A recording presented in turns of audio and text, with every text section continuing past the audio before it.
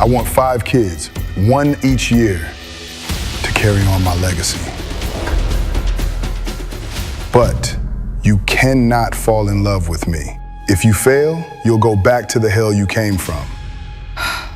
Suddenly, all the pain from my past flooded my mind. My stepmother's torture, the fire that stole my face. Escape through marriage was my only way to survive. So what do you want, Alessandra? So I signed Duke Edgar's contract and we got married on a no-love condition. I had no idea what was coming. Are you ready to make an heir, Alessandra? Because on the first night, when he took me to bed, everything changed. I turned to the only place I could confess the truth, my diary. Dear diary, I've fallen in love with my husband. Utterly, desperately. And if he ever finds out, if he reads this or sees it in my eyes, he'll end the contract.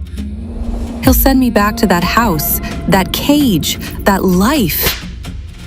And this time, I don't think I'll survive it. Alessandra stared at the ink-stained confession. The truth bled across the page like a wound. Slowly, she closed the diary. She returned it to its hiding place beneath the floorboard, pressing it flat and replacing the panel. Her fingers lingered there too long.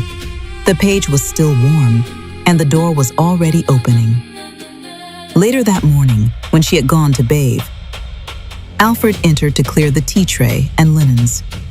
He was a quiet man, methodical, loyal. But something gave him pause. A floorboard, slightly misaligned. Curious, he knelt and lifted it. His eyes landed on the leather-bound diary. He hesitated. Alfred had served House Collins for decades. He knew the look of something not meant to be found. But duty is a blade with 2 edges, and his master's safety was paramount. With reluctant fingers, he opened the book, just a single page. Then he closed it. His face paled. He slipped the diary into the inner pocket of his coat and made his way through the corridors to the Duke's study. But when he arrived, a man was already kneeling before Edgar. You betrayed me and broke the contract we signed. The room went still. Nobody breaks a contract with me. A gunshot echoed through the hall. The man hit the floor. Edgar calmly lowered the weapon, unfazed. Then his cold eyes shifted toward Alfred, standing at the doorway. My lord, you should read this. The Duke's fingers brushed over the worn leather. Even before he opened it, he knew. He had felt it too. Something forbidden, something fragile, something dangerously close to love. And he began to remember how it had started 2 months ago.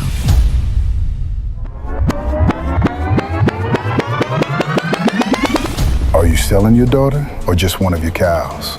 Duke Edgar Collins said dryly to the overeager mother, presenting her daughter like prized livestock.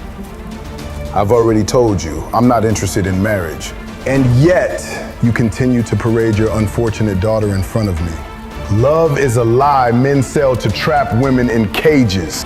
I have no use for it. The Duke had already been bombarded with 3 eligible maidens that night, and his patience was wearing thin. He might have been the most eligible bachelor in town, but he was a man of principle, and he found desperate mothers repulsive. Forgive me, but we were under the impression that you were on the market again. Duke Edgar raised an eyebrow as he scanned the circle of women now orbiting him like vultures. And what poor fool told you that? His Royal Highness, the King himself, said he couldn't wait to see you with a Duchess on your arm. At the mention of the King, the vein in Edgar's neck twitched. I see. Well, allow me to spare you all the effort. With all due respect, I'd rather marry my horse. Good evening. He tossed back the last of his drink and walked to the nearest window, jaw tight. Duke Edgar Collins was the only son of his father and the sole heir to vast, almost mythic lands. Women knew that becoming the Duchess meant getting up to the most enviable position in the realm. Even his coldness didn't stop the offers. If anything, it fueled them. He felt like a man trapped in a viper's nest, and every snake wanted a ring. Edgar had no idea why he agreed to attend the Baron's party. Duke Collins! It's an honor to have you here, Your Grace. Edgar was used to flattery. It didn't mean he liked it. Baron. So kind of you to grace our little soiree. Save it, Baron. You know why I'm here. Unlike the king, I'm not convinced you're useful to our cause. He was investigating the disappearance of several young women in the region. Desmond had sent a note, claiming he had information, asking Edgar to speak with him here. Edgar saw through it immediately. Of course, of course. What kind of host would I be if I didn't offer you a drink? I'm not here to drink. I have about as much patience for liars as I do for criminals. If you invited me here just to parade me in front of your guests, I'll have you hanging by sunrise. I'm sorry. Sorry? You're wasting my time. And it wouldn't take much to snap the neck of a thin, aging little man. I have information, I swear. It's upstairs. Good boy. I look forward to hearing it.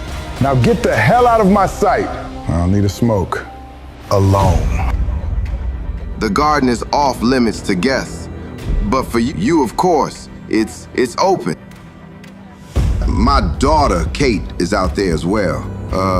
I'd be honored if you spoke with her briefly. She's fluent in 4 languages, refined, elegant, and said to be one of the most beautiful women in the kingdom. Do I look like a shooting star to you, Baron? You seem to think I grant wishes. Run along and bring me the information and stop haggling your daughter like cattle.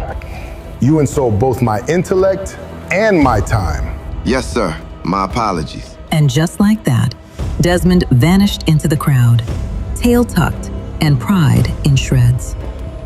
Edgar turned sharply and walked in any direction just to get away. He lit the cigar. As he moved past the stairs, he spotted a young woman hurrying into the shadows, hugging a thin coat tightly around her. A bit light for this weather, isn't it? She halted, tensed. She didn't turn. The party is inside. I'm aware. Don't tense up like I don't know who you are, Alessandra. Who else wears a mask in the Baron's home, besides his allegedly cursed daughter? I'm shocked you know who I am, sir, and that you haven't run away. Are you scared of me? No, trust me. I've seen worse than masks. That cigar is going to kill you. Good. Might speed things up. Are you scared of me? Not really. I hide in the shadows, remember? I don't know much about court life, or who you are, to be honest. Right. Edgar Collins. Just Edgar is fine. Duke Edgar Collins? Her eyes widened behind the mask. She had assumed her father had lied. Rumor says you're here to marry. For my stepsister Kate, I imagine. She is a beauty. I'd rather die. No offense. The women in there all look like dolls from the same box.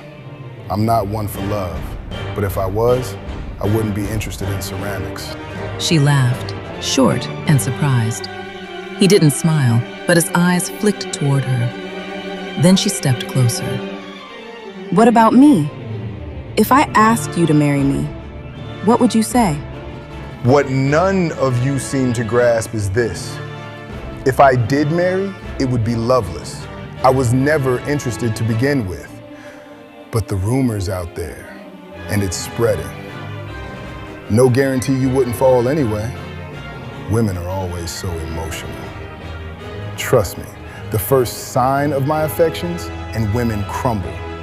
That's why I'm resigned to a loveless marriage.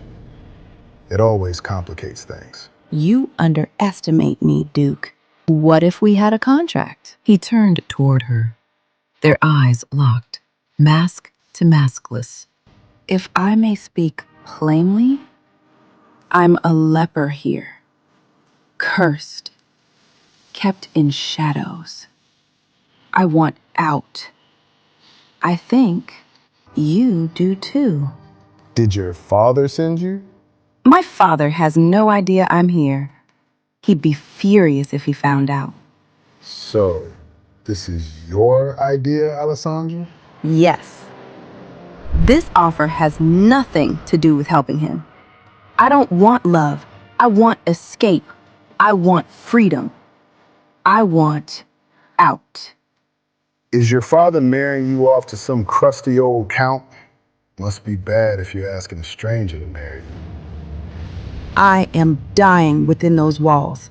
Neglected. I don't care for your looks, Duke Edgar, nor your money. Frankly, I see you as an escape. I've heard the king wishes for you to get married. You seem to have zero romantic interest in a wife, and I could be a suitable choice. Our goals may be aligned here. We'll never expect love from one another, and never be responsible for each other outside of marital duties. Is this agreeable? Edgar had finally started to believe Alessandra. Still, he wasn't looking to entertain the idea of being married to her just yet. It isn't hard for me to find an actress to play the role of my wife. If it were so easy, you would have done it already. If the king set this up to toy with you, choosing a wife like me will surely drive him crazy. You're sharper than I expected. The rumors about your timidity and reclusive nature are clearly false. And you are said to be a monster, but you seem almost human to me. I do what I must to survive. If my terms are not agreeable, I shall leave you be. Meet me at my estate tomorrow. We will discuss this further, and then I will give you my answer. Your estate? You know, I don't usually travel that far from home. Then consider it a test. I want to see how serious you are. Now, if you'll excuse me, I'd like to retire for the evening. I bid you good evening, Miss Alessandra Barrett. Hopefully, we shall see each other soon. Edgar turned on his heel and began making his way back inside to say his goodbyes to the Baron. We shall see each other tomorrow, she whispered to herself, watching him go. Duke Edgar? Who are you speaking to? Kate Barrett stepped into the garden. Her eyes flicked between the Duke and the girl vanishing down the path. I hope she didn't offend you, Your Grace, she said sweetly, but her smile didn't reach her eyes. She didn't offend me, unlike your father. Well, good. She moved closer. If there's anything we can do to make your evening more enjoyable, you and I would make a striking pair. Powerful, beautiful. Edgar stared down at her hand, then swatted it away. Tell me, Kate, is there some misconception that I'm looking for a wife who can perform like a courtesan? Not all men are weak to a well-practiced pout. Your efforts are futile. And for the record, I've received a far more interesting offer this evening. Now, if you'll excuse me. He turned and left her frozen in the cold, alone with her fury. I can't believe I got caught, Alessandra muttered to herself as she leaned up against a tree far out of anyone's sight. She knew the affections Kate held for Duke Edgar and should have known her sister would have come looking for him. Alessandra could only pray that Kate had heard nothing from their conversation, for she knew that Kate would not hesitate to spread rumors and gossip. Please don't let that be the case. Alessandra wished she could have stayed to hear what the Duke and Kate were talking about. Would Edgar tell her about Alessandra's proposal? Would they laugh at her expense? She took a deep breath, pushing any negative thoughts away. She would worry about everything else tomorrow, but as of right now, she was starving. Alessandra's stomach rumbled. She slipped down the back corridor toward the kitchen, where the smell of roast duck drifted through the stone. Inside, the staff scrambled under pressure, one of the Baron's legendary feasts. She caught Mario's eye through the door. You trying to get us both beheaded? I need a favor. I need the coachman tomorrow. A ride, quiet. No questions, my family can't know. That's no small ask. You're closer to him than I am. If I ask, he'll bolt before I open my mouth. Where are you going? To see the Duke. You've lost your mind. You know what they say. He beds women and discards them. And then I won't let him touch me. He doesn't need permission. That man doesn't love. He consumes. And when he's done, there's nothing left. Trust me, he has left many a broken woman his wake. You must protect yourself. Trust me, I gave up the need for affection years ago. Now I am out for protection. And if the Duke can help me, I am going to seize the opportunity. If not, I know how to protect myself. She pulled a small knife from her dress pocket. That's your plan? He said flatly. You're going to poke the Duke? If I must. Slash, not stab. You always forget. That's what I keep you for. What's the second favor? I'm starving. Mario, wait here. Alessandra leaned against the cold stone, tapping her fingers to the waltz drifting in from the ballroom. Her father used to play it, over and over until the melody burned into her bones. She let herself imagine silk gowns, candlelight, someone offering her a hand, a bit of everything. You're a saint. Don't die tomorrow, all right? She turned, and before she knew it, morning had arrived. My lady, your breakfast, came a voice outside her door. 3 knocks. Alessandra groaned, stretching. She blinked at the ceiling. Today could change everything. My lady. That voice wasn't the usual maid's. Too nervous, too eager. Kate, of course. A real maid would have knocked and left. She sighed. Not the day to provoke her sister. I'm coming. She put on her mask, crossed the room, and unlocked the door. The maid stood there, head bowed. Your breakfast. The tray sat on the floor. Alessandra bent to pick it up, and a shoe pinned her hand to the ground. Good morning, sister. Good morning. Run along, Kate snapped at the maid. She stepped closer. Did you have fun last night, Alessandra? Yes. In my room. I heard the music. What did you say to the Duke? I didn't realize he was there when I came for dinner. He scolded me. Then you arrived, that's all. What else? He mentioned marriage, you as an option, nothing more, I swear. Of course he spoke about me. Why else entertain the freak? I swear, Alessandra, if you do anything to get in my way... Kate, stop that this instant. But father, the Duke saw her last night and they spoke. Desmond looked surprised, as the Duke hadn't mentioned running into his eldest daughter before saying goodbye. Never mind that, Kate. Let her go at once. Kate removed her foot from Alessandra's hand and then stomped on the floor like a toddler. Remember your place, freak, she hissed to Alessandra before storming off. Alessandra, sweetheart, can you tell me what happened between you and the Duke last night? Why were you out of your bedroom? You know, there was a party. No food came last night and I was hungry. The garden is off limits, so I thought I could run by quickly. That is all. What did you talk about? He only wanted to make sure he could smoke there and talked about Kate as a marriage candidate. Really? He was worried Kate had not seduced the Duke last night, but now it seemed she had an effect on Edgar after all. That man is so strange, he probably wants to observe her a little longer. This is good. Still, you should not have gone out. What if I would have changed my mind and taken a few people out there? I am sorry, Father. Fine. There's absolutely no point in scolding you. Whoever did not bring your food is to blame. I'm sorry about what Kate did, but she's just looking out for the family.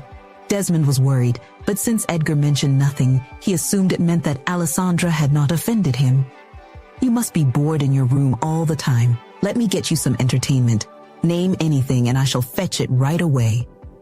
Since you asked, I have run out of things to paint. Can I ride around in the carriage to see places to paint? I won't get out. I promise. Desmond placed his hand on his hip, as this wasn't something Katrina would agree with. However, if they kept Alessandra locked away, she would try to leave her bedroom more. It was best to give her a little bit of freedom. After what Kate just did, he had to do something to make it up to her. Promise me you won't leave the carriage. I promise, Alessandra grinned. Back at his estate, Edgar was enjoying a much better morning than Alessandra. Young master, I have brought your breakfast. the butler, Alfred said as he entered Edgar's study with a tray. He found it odd that Edgar was not seated at his desk as he normally would. Instead, Edgar was peering out his window, which had a clear view of the entrance of his home. Alfred placed the tray down on the desk and straightened it out before turning around to see if there was anything else Edgar would need. Unfortunately, it did not seem like Edgar realized he was even there. "Young master." "Good morning, Alfred. Thank you for breakfast. Are you expecting guests? Should I prepare breakfast for them or have drinks prepared?" Alfred figured that was the reason Edgar was staring out the window.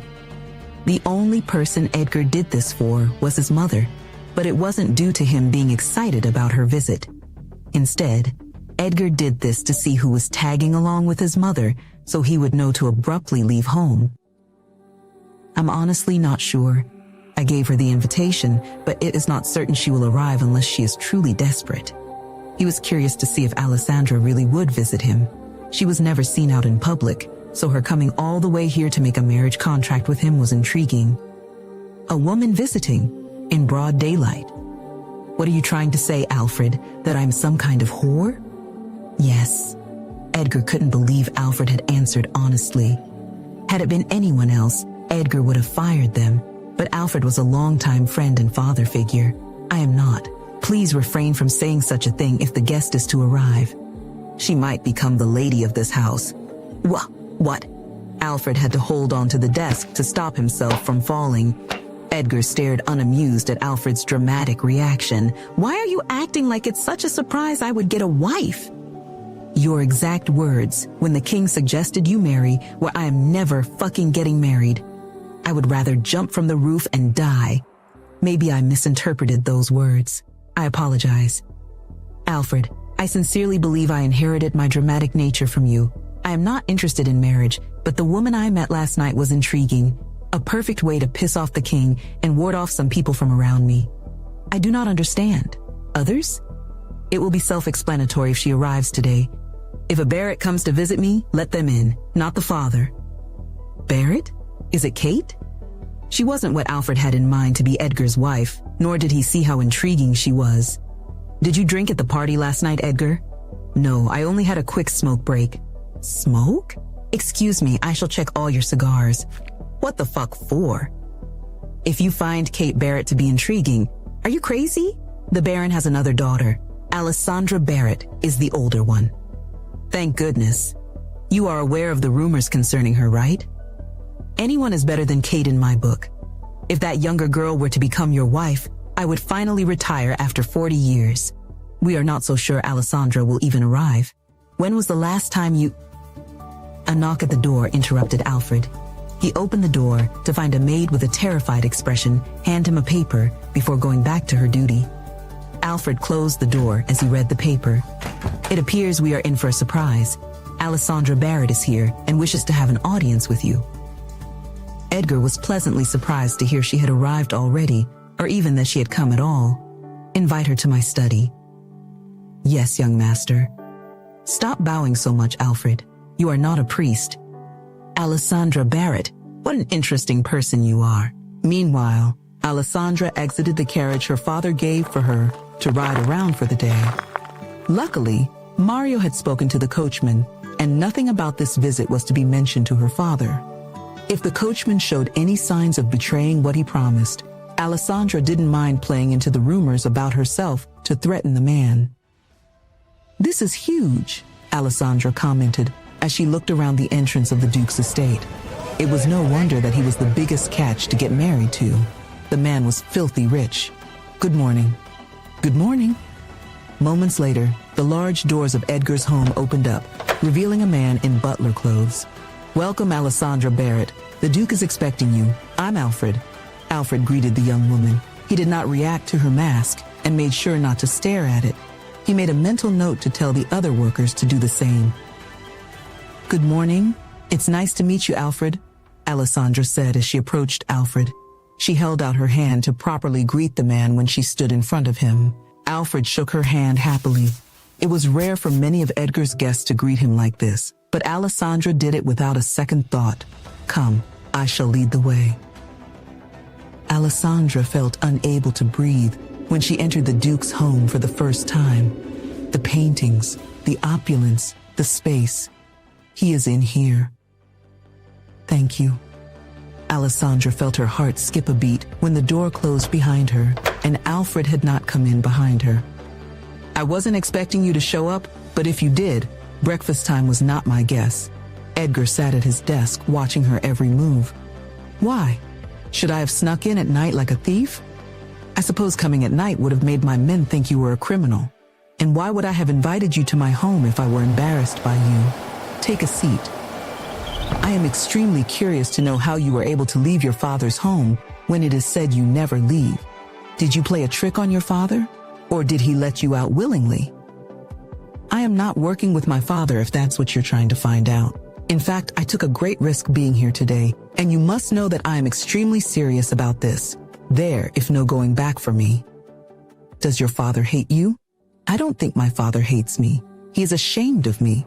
Who would want a daughter with a reputation like mine in a world like this?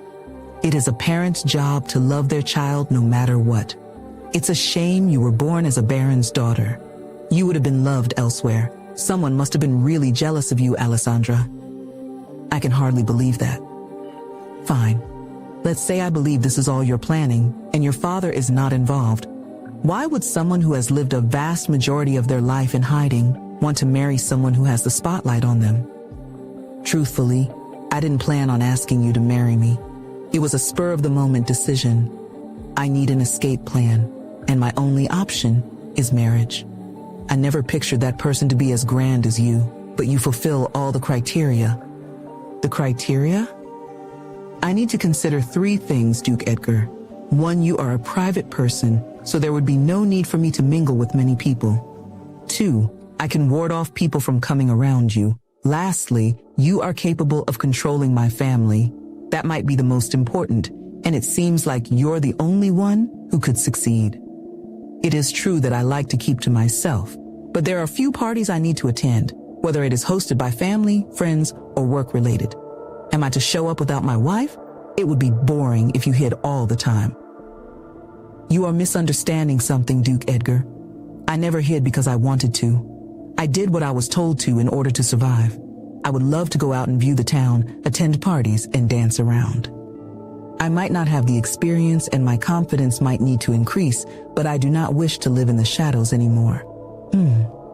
A week ago, I would have never entertained this conversation with you, but I am in the mood to play games. What is this? A contract marriage needs to have rules and conditions, right? Let's get started. Alessandra's eyes widened as she realized he had officially accepted her proposal for them to get married. Isn't this a little too easy? I expected him to grill me some more, but she was also relieved. There was no going back for her. What are you waiting for? Edgar asked when she continued to stare at the paper without doing anything. Sorry. Alessandra reached for the paper and pen. She gasped when Edgar grabbed her hand before she could touch the paper. She felt a chill of warmth run through her body. What happened to your hand? Edgar spotted the bruising around her knuckles. Did you punch something or did someone hurt you? It's nothing. Alessandra pulled her hand out of his grasp, but noticed he held his grip for a moment. He was already being protective. This is something new, she thought. It is something. Seeing that you'll soon be my wife. I don't take kindly to someone harming what's mine. Name them and I'll see them punished. It was an accident, Duke Edgar. Just Edgar. We'll revisit it. I will try. Based on our terms, no love shall be the first condition. No love. And how do I know you won't fall in love with me anyway? Alessandra looked up from the page. He was handsome, sure, but she didn't know him, and she wouldn't have spoken to him if not for desperation. Trust me, you're not my type, Edgar. So you do have a type. Now I'm curious. I was hidden away, not blind. Now, what should the second condition be? Then let's make it formal. If either of us breaks this rule, if you confess love, act on it, or expect it, you forfeit the contract. You'll be sent back to your father. No protection, no shelter, nothing. And you? If you fall in love, I won't. But if I do, Alfred will be a witness. He's the enforcer. He'll dissolve the agreement. You'd risk your name on a servant's word? Alfred has no reason to lie, and neither do I. Fine, add it. I have something else. Out with it then. This must remain a secret. Only Alfred, my butler, will know. He'll protect you if needed. Fair enough. I must insist on keeping my mask until I feel safe, until I know it won't harm anyone. Your mask, your choice. But I must insist we share a room. You look surprised. Did you think I wouldn't sleep with my wife? I just assumed we'd have separate beds, since it's a contract marriage. We'll be married. Couples sleep together. It's expected. I suppose that makes sense. Everyone does it. Young or old. Young? How young? Sleeping, Alessandra. I meant sleep. Though, if you wanted more. No, sleeping is fine. Anything else? We've covered the basics. Anything else we'll add later. Good, sign it. Don't you want to add a punishment clause? If the secret gets out, you'll suffer far more than I will. I'm still a duke. You'll be mocked for begging for a marriage contract. One more thing. This marriage is forever. I thought that was obvious. Forever. I assumed a year, maybe 2. Do you plan to break your vows? Till death do us part. At some point, you'll need an heir, she said, heart thudding. Did he mean with her? Of course. My wife shall bear my child. You wouldn't mind me carrying your child? You're starting to annoy me, Alessandra. Yes, you. If I didn't want you, we wouldn't be doing this. If I had a child, they'd suffer. The rumors about me, my curse, it would follow them. My name silences gossip. No one will speak a word. If they do, I'll handle it. How? Rip out their tongue, makes them very quiet. Alessandra didn't doubt him. Something dark in his tone made her pulse quicken, though she wasn't sure if it was fear or something else. We can continue. Giving him an heir didn't scare her, not if he meant to protect them. Edgar. Sorry, Edgar. You'll get used to it. I'll visit your father tomorrow. Ask for your hand, publicly, to prevent another accident. Would you prefer to move into my estate before the wedding? That would cause gossip. Let them think I got you pregnant. My reputation's already filthy. Won't that ruin you? Add it to the list. Since we're being honest, you'll want to know what's true on that list. She hesitated. Heat bloomed in her cheeks. Her voice, when it came, was low. If you tell me, I'll tell you too. Everything. His expression darkened, intrigued. The pen hovered between them like a dare. Yes, and with a stroke of the pen, it was done. They had signed the contract. What started as duty grew into a bond neither of them was expecting. Shared interests, a lingering glance here and there.